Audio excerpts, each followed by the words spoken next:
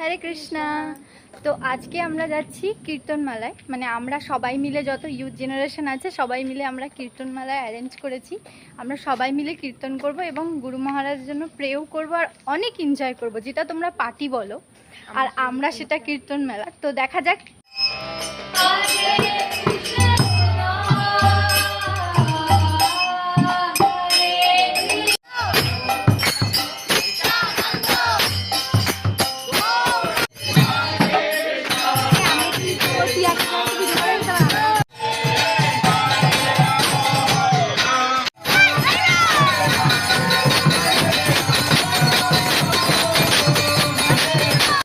হরে কৃষ্ণা। তো এখন আমরা প্রসাদ পাচ্ছি। তো এখানে প্রসাদে আছে চাউমিন, পাস্তা এবং সিঙ্গারা, তার সাথে স্প্রাইট, মিষ্টি। সবাই মিলে প্রসাদ পেতে বসেছি।